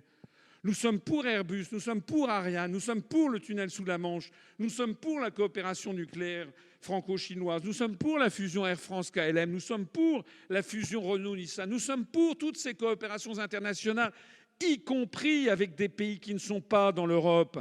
C'est bien, c'est sain d'avoir une coopération avec la Chine, d'avoir une coopération avec le Japon. Il faut que nous ayons plus de coopération avec les pays d'Afrique, du Moyen-Orient, avec les pays d'Amérique latine. C'est bien parce que c'est ça qui favorise la paix. C'est ça qui favorise la paix. Ce sont les échanges avec tous les peuples du monde sans distinction nauséabonde entre ceux qui appartiendraient à l'Europe et les autres. Ça n'est pas vrai. En revanche, l'intégration supranationale, eh bien, ça ne marche jamais. Et tout le monde est furieux. C'est de ça que nous ne voulons plus. Donc vous comprenez que sortir de l'Union européenne, ça n'est pas du tout se refermer sur soi-même, c'est renouer avec la réalité, le monde réel et avec ce qui marche. Alors il y a encore un autre argument. Vous allez isoler la France du reste du monde. C'est un argument un peu différent de l'argument des frontières. C'est comme si on allait être le mouton noir du monde diplomatique international. Alors, comme d'habitude, moi je prends ma rationalité, je me renseigne et je regarde ce qui nous relie au monde extérieur. On veut faire croire aux Français que ce qui nous relierait au monde extérieur serait exclusivement l'Union européenne. C'est faux. C'est une histoire de dingue, ça aussi. En réalité, la France restera liée à l'Allemagne par des traités bilatéraux, si nous sortons de l'Union européenne, pas moins de 252 traités. Par exemple, les conventions de non-double imposition, les échanges d'étudiants entre la France et l'Allemagne, la délimitation des frontières, les échanges diplomatiques, les adoptions, le changement de nom, les transferts de corps de personnes décédées. Nous avons 252 traités bilatéraux entre la France et l'Allemagne. Il faut y ajouter par ailleurs les traités multilatéraux qui nous relient à l'Allemagne en dehors de l'Union européenne. Par exemple, la Convention relative au statut des réfugiés, par exemple, la Convention destinée à régler certains conflits de loi en matière de chèques, le transport des corps, la protection des oiseaux utiles pour l'agriculture, ça date de 1902, vous voyez? Des traités multilatéraux où il y a la France et l'Allemagne dans le même traité international. Ça, eh bien, si on regarde de près, nous en avons 352 traités multilatéraux. Ça veut donc dire que s'agissant de l'Allemagne, nous sommes reliés à l'Allemagne par 252 traités bilatéraux et 352 traités multilatéraux, c'est-à-dire 604 traités qui nous relient à l'Allemagne en dehors de l'Union européenne. Et lorsque nous serons sortis de l'Union européenne, nous aurons toujours 604 traités bilatéraux ou multilatéraux qui nous relieront à l'Allemagne. De même que nous aurons 500 traités qui nous relieront à la Belgique, 430 à l'Espagne, 263 à la Grèce, 175 à la Hongrie, 488 à l'Italie, 220 à la Pologne, 266 au Portugal, 425 au Royaume-Uni, 127 à l'Algérie. Tout ça, c'est en rouge, c'est les pays de l'Union européenne. Mais j'ai pris des pays en dehors de l'Union. 127 à l'Algérie, 129 à la Chine, 294 aux États-Unis, 102 au Japon, 183 à la Russie, etc., etc. En d'autres termes, si on prend les traités de la France avec tous les États du monde, nous avons 4 877 traités bilatéraux, 1 776 traités multilatéraux. Au total, 6 653 traités qui nous relient au reste du monde en dehors de l'Union européenne. Donc, ceux qui vous disent que si la France sortait de l'Union européenne, elle serait isolée, vous leur répondez « quel bobard !» Lorsque la France sera sortie de l'Union européenne, elle restera liée aux 195 autres États du monde par 6 653 traités. Excusez du peu. De la même façon, je vous signale que la France possède le 2e réseau diplomatique du monde. Nous avons 190 États, nous avons des relations diplomatiques avec 190 États dans le monde. Nous comptons actuellement 165 ambassades, sachant que des ambassades sont accréditées sur plusieurs États à la fois, par exemple en Afrique ou dans le Pacifique Sud. Et nous avons 145 consulats ou sections consulaires à l'étranger. Voulez-vous que je vous les lise ? Lorsque nous serons sortis de l'Union européenne, nous aurons toujours ces ambassades. Il n'y a aucune raison pour fermer l'ambassade à Djibouti, en Égypte, en Namibie, au Népal, au Niger, au Mexique, au Luxembourg, au Kirghizistan, en Allemagne. On a d'ailleurs déjà une ambassade en Allemagne. En dehors de l'Union européenne, on va la garder. Au contraire, d'ailleurs, c'est si nous restons dans l'Union européenne que progressivement on va fermer les ambassades parce qu'on nous le demande au profit de l'Union européenne. C'est l'Union européenne qui nous coupe du reste du monde. À ceci, donc, si les gens vous disent que la France serait isolée, vous voulez quel bobard. Lorsque la France sortira de l'UE et de l'OTAN, elle conservera intégralement ses 165 ambassades et ses 145 consulats et sections consulaires. Ce sera toujours le 2e réseau diplomatique du monde. Et puis, il faut ajouter à ceci les délégations et représentations dans des organisations internationales. Je vais passer vite. Il faut savoir que nous avons des représentations dans les 26 représentations, ambassades, dans des délégations, des organisations internationales comme l'ONU, l'OCDE, etc. Et que sortis de l'Union européenne, en réalité, nous en conserverons 23, nous en fermerons 3. Les 2 représentations permanentes à l'Union européenne et celle à l'OTAN. Et encore, on pourra peut-être transformer une de celles à l'Union européenne d'une représentation permanente en une ambassade auprès de l'Union européenne, à supposer que l'Union européenne continue d'exister.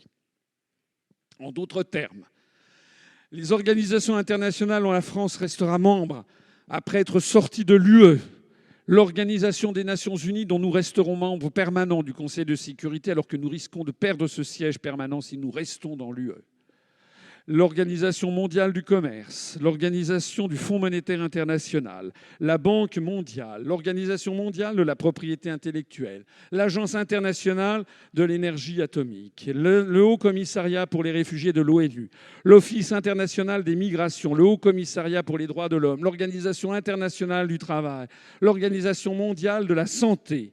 Nous resterons dans toutes ces organisations lorsque nous serons sortis de l'Union européenne, de même que nous resterons à l'UNESCO, que nous resterons à l'Organisation de l'aviation civile internationale, à l'Organisation des Nations unies pour l'alimentation et l'agriculture. Nous resterons membres de l'Union internationale des télécommunications. Nous resterons membres de Interpol pour la coopération policière internationale. Nous resterons membres de la Convention des Nations unies sur le droit de la mer et l'autorité des fonds marins. Nous resterons membres du traité de l'Antarctique. Nous resterons membres du traité de l'espace et du Bureau des affaires spatiales des Nations unies, membres de l'Organisation météorologique mondiale, membres de la Convention cadre des Nations unies sur les changements climatiques. Vous voulez que je continue? C'est bon, hein? Quelles vont être les conséquences de la sortie de l'euro? Et ça sera, je crois, la fin de cette conférence, qui me permettra d'aller boire. Je vais aller vite, assez vite. C'est l'évolution du taux de change entre le franc et l'euro. Les Européens ont tenté d'effrayer les Français en leur certifiant que le franc sera victime d'attaques spéculatives incessantes, que son cours s'effondrera, que les étrangers s'enfuiront en se pinçant le nez, que le chômage galopera, etc., etc. Qu'est-ce qu'on va entendre? On l'entend déjà. Mais c'est en ce moment que les gens s'en vont. D'ailleurs, ce n'est pas les étrangers qui s'enfuient, c'est les Français qui s'enfuient. C'est en ce moment que le chômage galope. C'est en ce moment que la France s'effondre. C'est en ce moment qu'il faut qu'ils rendent des comptes. Allez regarder ce que je dis depuis 7 ans que j'ai créé l'UPR. Trouvez une seule erreur dans ce que je vous ai dit. Allez écoutez, il n'y a pas que moi, allez regarder ce que Philippe Séguin, en 1992, à l'Assemblée nationale, avait dit sur ce qui allait se passer si nous ratifions le traité de Maastricht. 99% de ce qu'il dit a été totalement confirmé par les événements. C'est à ça qu'il faut revoir où est la vérité, où est le mensonge. Tous ceux qui avaient mis en garde sur dire non au traité de Maastricht et non à l'euro ont eu raison sur toute la ligne. Tous ceux qui vous ont dit le contraire ont eu faux sur toute la ligne. Alors arrêtez d'écouter les menteurs. Je vous ai déjà parlé du cas suédois. Pendant 9 mois précédant le référendum du 14 septembre 2003, les européistes ont menacé les Suédois de la pire apocalypse s'ils votaient non à l'entrée dans l'euro. Ils ont prédit un effondrement de la couronne suédoise, le départ des grandes entreprises, des investisseurs internationaux, la mise au banc de la communauté internationale. Ceux que ça intéresse pourront aller voir ma conférence qui s'appelle « Faut-il avoir peur de sortir de l'euro ?» où j'explique le cas suédois en long et en large. Résultat des courses. Les Suédois ont voté non. Ils ne se sont pas laissés intimider par les bobards pseudo-techniques des européistes. Ils ont voté non à l'euro le 14 septembre 2003 avec 57% de non. Dans les semaines qui ont suivi, la couronne suédoise a grimpé sur les marchés d'échange. Elle devait s'effondrer, elle a grimpé. Il a fallu que la banque centrale suédoise intervienne pour faire baisser les taux d'intérêt, pour faire baisser le taux de change de la couronne suédoise. Et depuis lors, depuis 2003, le taux de croissance de la Suède, comme d'ailleurs le taux de croissance du Royaume-Uni et du Danemark, a toujours été supérieur au taux de croissance de la zone euro d'environ 50%. C'est pour ça que personne ne vous parle de la Suède ni du Danemark. Cette évolution du taux de change de l'euro par rapport au dollar, et ça sera le dernier graphique de cette conférence, vous montre l'évolution de l'euro par rapport au dollar sur la décennie 2000. Il vous montre que plus l'euro était tombé à 0,85 $. Il est ensuite monté à 1,60 $ pour 1 euro. Et ensuite, il fait du yo-yo aux alentours de 1,25, 1,30. Pendant la même période, voici en rouge l'évolution de nos importations, en bleu l'évolution de nos exportations. Comme on peut le constater, les deux courbes bleues et rouges sont à peu près identiques pendant la période avec le décalage de 9 mois qui est la prise en compte dans les statistiques douanières, pendant la période où l'euro était égal ou inférieur à 1 $. Ça veut dire que notre commerce extérieur était équilibré lorsqu'un euro égale 1 $ ou un petit peu moins. Ça veut dire en revanche que plus l'euro est fort par rapport au dollar, et plus nous importons, c'est normal, parce que plus l'euro est fort, plus ce qui est produit en dehors de la zone euro est bon marché, et plus nous importons de produits bon marché. Mais plus les produits fabriqués en France ou en zone euro sont chers, et donc nous avons du mal à exporter. Et donc vous voyez que se creuse notre déficit commercial. En 2012, nous avons eu le plus gros déficit commercial de l'histoire de France depuis Vercingétorix. 78 milliards d'euros, c'est-à-dire quelque chose comme à peu près 550 milliards de francs, c'était du jamais vu. Et puis en 2013, on est passé de 78 milliards d'euros à 73 milliards d'euros. En réalité, si nous dégageons des déficits commerciaux énormes, c'est parce que l'euro est surévalué et que l'euro ne peut être... Pour convenir à la France, il faut avoir 1 euro égale 1 $ à peu près. Sinon, on peut acheter effectivement à l'étranger, mais on torpille notre industrie, les usines ferment, les unes après les autres, le chômage augmente et les gens s'appauvrissent. C'est exactement ce qui se produit. C'est pour ça qu'il faut que le franc baisse. Alors les gens vont dire, oui, mais si le franc baisse, on paiera l'essence plus cher, on paiera le pétrole plus cher. C'est vrai. Mais en économie, il n'y a jamais 100% de bénéfices ou 100% de pertes. Il y a toujours du pour et du contre. Alors on paiera le pétrole plus cher, c'est exact. Mais je vous rappelle que l'essence à la pompe, il y a 55% de taxes. Et puis il y a 20% de raffinage, transport et distribution. Donc si on s'arrange bien, l'État pourra, en diminuant un peu la taxe sur les produits pétroliers, atténuer, voire faire disparaître complètement le surcoût que procurera la baisse du franc par rapport au dollar pour les produits pétroliers. Ça, c'est vrai qu'il y aura quelques inconvénients. Les produits étrangers coûteront plus cher, c'est vrai. Mais les produits français coûteront beaucoup moins cher. Et donc, qu'est-ce qui va se passer? Ce qui va se passer, ça a été réfléchi, notamment par Jacques Sapir et Philippe Murer, qui ont publié une étude qui fait plusieurs dizaines de pages, fondée sur des modèles économétriques. Ils ont fait tourner leurs ordinateurs, les scénarios de dissolution de l'euro, avec 3 hypothèses de situation: une dissolution contrôlée de la zone euro, une scission de la zone euro en 2 zones, une dissolution non contrôlée de la zone euro. Et 3 options de politique économique: une pro-consommation, une pro-investissement et une réduction des déficits. Et en faisant tourner leurs ordinateurs, ils sont arrivés à ces conclusions. Ce n'est pas forcément une vérité d'évangile, bien entendu. C'est contestable, c'est de la futurologie. Toute prévision est contestable. Mais enfin, voilà des chercheurs qui ont fait tourner des ordinateurs, qui ont beaucoup réfléchi. Et nous avons, nous, à la télévision, à la radio, des gens qui viennent vous dire « ça sera l'apocalypse » sans aucune explication. Ce sont les Jacques Attali, ce sont les Jacques Delors, ce sont les Michel Rocard, les Giscard d'Estaing qui se sont plantés sur tout. Donnons la parole et examinons des professeurs d'économie sur le résultat de cette étude.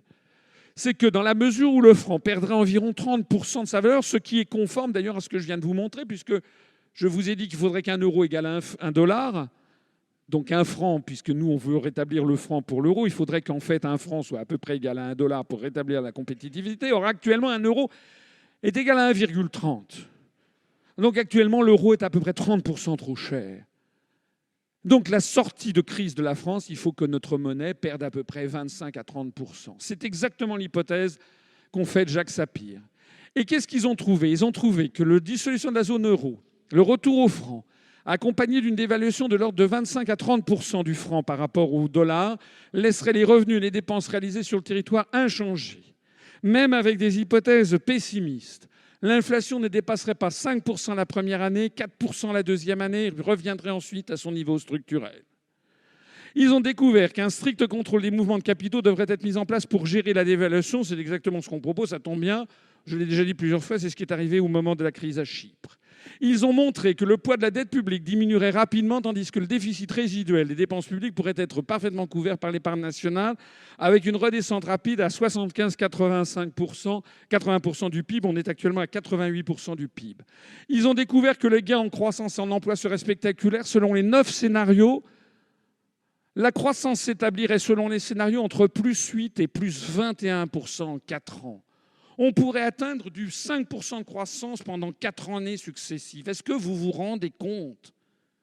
Est-ce que vous vous rendez compte que le nombre rejeté aux chômeurs actuellement de 3,2, 3,3 millions en catégorie A chuterait selon les différents scénarios qu'ils ont étudiés à 2,2 millions de chômeurs dans le plus mauvais des cas et plus sûrement à 1,2 million de chômeurs.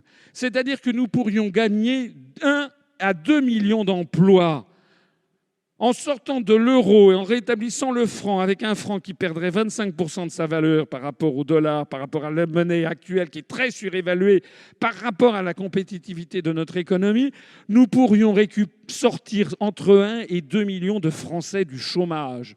Est-ce que ça ne vaut pas la peine de le regarder d'un peu plus près? Est-ce qu'on a le droit de dire ça à la télévision française sans qu'aussitôt quelqu'un vous dise « Ah, vous êtes d'extrême droite !» parce que vous avez été dans un local qui était possédé par un mec qui est d'extrême droite. Voilà le débat qu'il y a maintenant dans les médias français. C'est une honte. La France n'est plus une démocratie. Les résultats de cette étude montrent qu'à court terme, la valeur du patrimoine des ménages serait affectée en fonction de la composition de ce patrimoine. Mais il retrouverait sa valeur à moyen terme. L'assurance vie perdrait de 3 à 5% la première année, 2% la deuxième année. Il faut le savoir, vos placements en assurance vie pourraient perdre jusqu'à une dizaine de pourcents. Oui, certes, mais les placements immobiliers connaîtraient quant à eux une hausse. Les taux d'imposition générale de l'économie française pourraient baisser de 45% à 43, voire 41% du produit intérieur brut. Sortir de l'euro et rétablir un franc permettra donc de faire baisser significativement le taux d'imposition. Et quelles vont être les conséquences de la sortie de l'UE et de l'euro sur l'industrie française? Eh bien, les résultats de l'étude Sapir-Murer nous le donnent. Du moins, c'est à discuter. Je ne dis pas que leurs résultats sont incontestables, mais en tout cas, c'est une base de travail sur laquelle les européistes refusent. Ils vous disent qu'il faut continuer la politique actuelle qui nous mène dans le mur. Une dissolution de la zone euro, une forte dévaluation du franc aurait des effets extrêmement bénéfiques pour l'industrie française, avec une augmentation très forte de la production et des exportations, une très forte hausse des investissements français et étrangers en France et un début de relocalisation d'industrie en France. Ben oui, puisque le travail des Français coûterait 30% moins cher vu de l'extérieur, des entreprises viendraient se relocaliser en France, parce que ça n'a pas que des avantages de se délocaliser, parce que la main-d'œuvre française est considérée généralement comme une excellente main-d'œuvre, avec des ouvriers très qualifiés, quoi qu'on en dise, avec des traditions ouvrières, des traditions industrielles, avec des bons ingénieurs, d'excellents agents de maîtrise. Donc une entreprise, si d'un seul coup ça coûte 30% moins cher, ils vont se dire mais finalement, quand on envoie faire nos trucs au Bangladesh, en fait les produits qui nous sont envoyés, c'est des produits à moitié mal foutus. Ça vaut peut-être le coup de payer un tout petit peu plus cher, mais que ça soit fabriqué en France. Mais un tout petit peu plus cher, pas beaucoup plus cher. Donc si d'un seul coup c'est 30% moins cher, on assistera à une relocalisation d'industrie en France. Sortir de l'euro permettra de faire renaître l'industrie française moribonde, et ceci d'autant plus que le retour du contrôle des mouvements de capitaux, c'est-à-dire la sortie de l'article 63 du TFUE, permettra d'empêcher pour de bon les délocalisations. Et puis enfin, quelles vont être les conséquences de la sortie de l'UE et de l'OTAN sur la diplomatie française ? La diplomatie française, comme toutes les diplomaties, doivent s'intéresser à la géopolitique. Or, ce qui gouverne la géopolitique, malheureusement, c'est souvent des choses très très matérielles, c'est notamment l'accès aux hydrocarbures, la clé de la croissance et de la richesse, la clé de l'énergie. Donc, pour savoir ce qui attend le monde de demain, il faut savoir quelles sont les réserves mondiales prouvées de pétrole. Un spécialiste m'a dit, ce n'est pas des réserves mondiales prouvées, ce sont des réserves mondiales officialisées, rendues publiques. Il y a beaucoup d'autres réserves qui sont cachées, c'est possible. Il n'en demeure pas moins que, comme le montre ce graphique ou celui-là, tout le monde sait qu'à horizon de 30, 40 ou 50 ans, c'est encore au Moyen-Orient qu'il y aura plus de la moitié des réserves en hydrocarbures. Et puis en Afrique, et puis en Amérique centrale, et puis en Russie. On a ici une courbe qui a été contestée, c'est la courbe du pic pétrolier. Cette courbe du pic pétrolier donne à penser que nous aurions atteint un pic vers 2010 et que désormais, inéluctablement, la production pétrolière devrait se raréfier. C'est contré par d'autres analyses qui parlent non pas d'un pic, mais d'un plateau pétrolier qui durerait beaucoup plus longtemps. Je vais vous montrer le graphique dans un instant. Mais ce qu'il est important de comprendre, c'est de faire un agrandissement et de voir qu'en 2020-2030, c'est-à-dire demain, il y aura pratiquement plus de pétrole aux États-Unis hors Alaska. Puis de toute façon, les États-Unis conservent ça pour eux, ce sont leurs réserves stratégiques. En Europe, c'est terminé. On va assister à la fin de ce qui se passe en Norvège et en Écosse.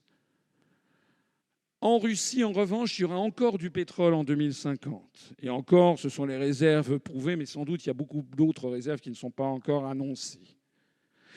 Il y aura les autres, c'est-à-dire le Moyen-Orient, l'Afrique, l'Amérique latine. Ça veut dire qu'à horizon de 2050, ceux qui posséderont les hydrocarbures, ça sera la Russie, l'Afrique, le Moyen-Orient, l'Amérique latine. Et le graphique avec non pas le pic pétrolier, mais le plateau pétrolier, en fait, vous voyez, c'est la même chose qu'on reporte non pas à 2050, mais à 2125, la fin du pétrole. En gros, c'est un peu la même chose. Ça ne vient pas polluer la conclusion qui est que c'est en Afrique, au Moyen-Orient, plus exactement au Moyen-Orient 1, et puis également en Amérique latine, en Afrique et en Russie, qu'il y aura les réserves en hydrocarbures vitales pour la vie en société, la vie contemporaine telle que nous la connaissons. Dans ces conditions, à votre avis, d'un point de vue géopolitique, qu'est-ce qui est intelligent ? C'est être ami des pays qui auront des hydrocarbures ou être ennemi ? C'est évidemment être ami. Charles de Gaulle nous avait laissé en 1969 une France rayonnante qui était acclamée en Russie. Il avait entamé la politique de détente. Au Moyen-Orient, il avait lancé la grande politique arabe de la France. En Afrique, c'est lui qui était l'auteur des décolonisations. Il avait procédé, pas défendre la France-Afrique bien entendu, mais il avait procédé à une profonde rénovation quand même des rapports franco-africains. En Amérique latine, il avait fait son grand déplacement en Amérique latine. tous ces atouts exceptionnels, la politique arabe de la France, la politique en Amérique latine, la politique africaine, la politique de détente vis-à-vis de la Russie ont été sabotés par ses successeurs qui nous ligotent avec l'Union européenne dans un choix dramatiquement erroné. Au lieu de faire alliance avec les pays, alliance, mais une alliance amicale, fructueuse, une vraie coopération fondée sur l'amitié, la connaissance mutuelle, l'appréciation mutuelle, au lieu de faire alliance avec les pays d'Afrique, d'Amérique latine ou du Moyen-Orient, qui seront les principaux détenteurs de pétrole dans 40 à 100 ans, la France s'est enfermée avec la construction européenne et elle va s'enfermer davantage encore avec le grand marché transatlantique dans une alliance avec les États-Unis d'Amérique et les pays d'Europe qui seront les États qui n'auront plus de ressources. Mais vraiment, chapeau en matière stratégique. On s'allie avec ceux qui n'auront rien. La conséquence de ça, c'est que sortir de l'Union européenne permettra de mettre un terme à cette stratégie suicidaire et de nouer des partenariats stratégiques avec les États détenteurs de réserves. Parce que sinon, nous allons faire ce qui est en train de se passer. Nous allons être entraînés dans la politique néocoloniale d'appropriation, de rapine et de vol menée par les États-Unis d'Amérique qui veulent s'approprier par la violence, par la force, les ressources énergétiques du Moyen-Orient, de l'Afrique, de l'Amérique latine et de la Russie. Nous avons donc le choix entre être du côté de la justice, des rapports pacifiques avec l'ensemble des pays du monde, ou faire le choix d'être avec les gangsters qui veulent piquer aux autres par la force leurs réserves. C'est ça le vrai choix qui s'offre à nous. Je signale qu'un sondage Gallup et Win International qui est sorti le 13 janvier 2014, qui a été fait dans 65 pays du monde, a révélé que pour la population de la planète entière, à votre avis, quel pays représente la plus grande menace pour la paix mondiale ? En un, de très loin devant tous les autres, les États-Unis d'Amérique avec 24% de la population interrogée. Nous faisons alliance avec le pays qui est le plus honni du monde. Comme disait Charles de Gaulle, à la fin des fins, les Américains finiront par se faire détester par tout le monde. Et nous sommes en train de passer sous les fourches caudines de ce pays-là. La sortie de l'Union européenne et de l'OTAN permettra de rompre avec la logique guerrière et belliciste du choc des civilisations. La France renouera avec sa diplomatie indépendante et non alignée, telle qu'elle est ardemment désirée par la quasi-totalité des peuples du monde. Rappelez-vous les années 60 avec le président de la République française en Équateur, au Venezuela, au Cambodge, en Russie, au Mexique ou au Québec. La priorité que nous voulons donner, c'est la priorité à la francophonie.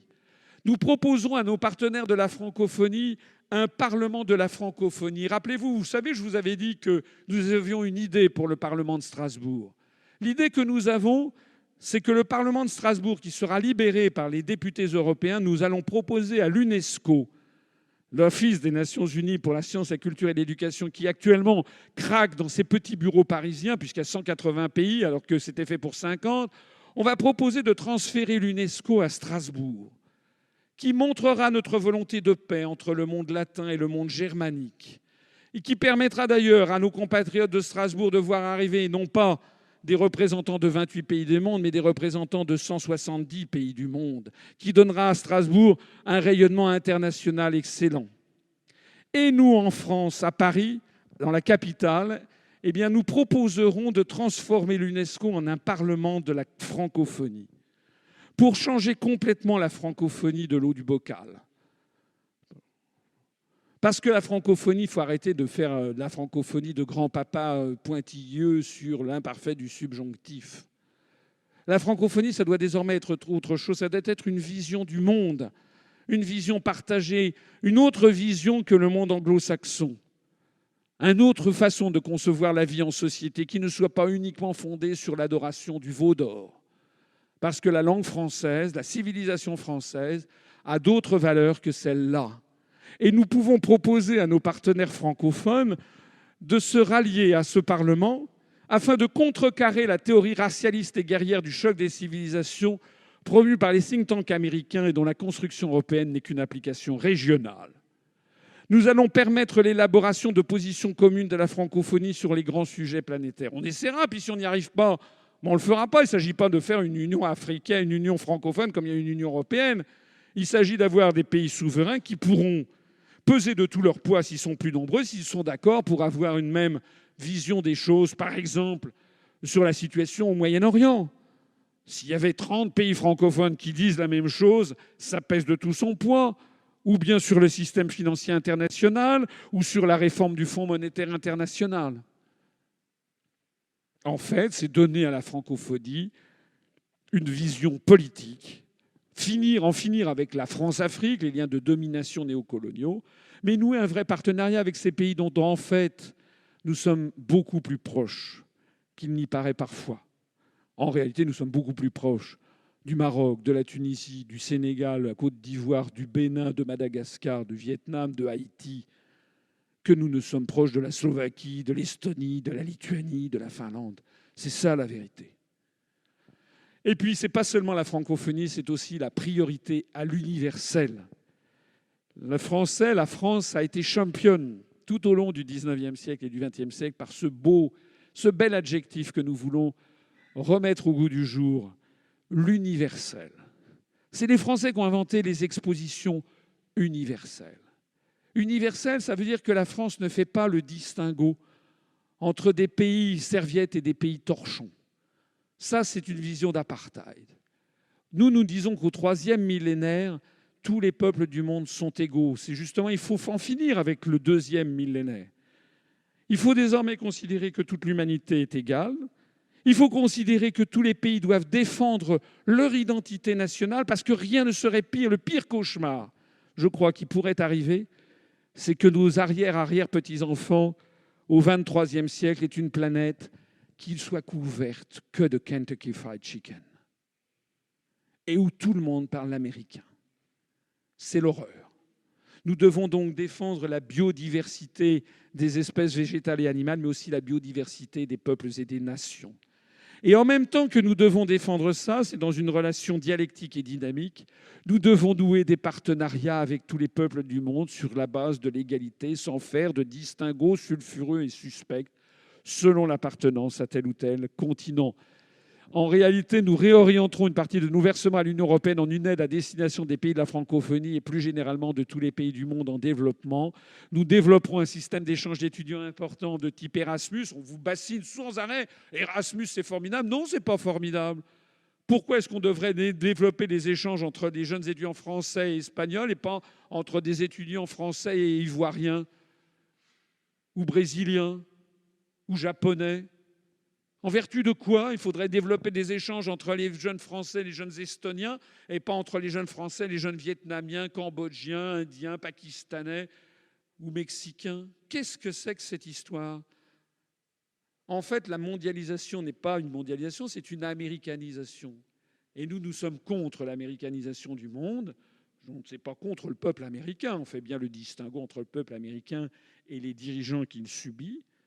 Nous sommes en faveur de l'universel. Tel est notre programme. Le programme, celui que nous proposons, les Jours heureux. Les Jours heureux, c'était le titre du Conseil national de la résistance de 1944. Le titre du programme, c'est celui que nous avons repris à notre compte 70 ans après, en le modernisant. Nous vous appelons à une véritable révolution politique qui consiste tout simplement à faire que la France redevienne la France. Merci beaucoup de votre attention.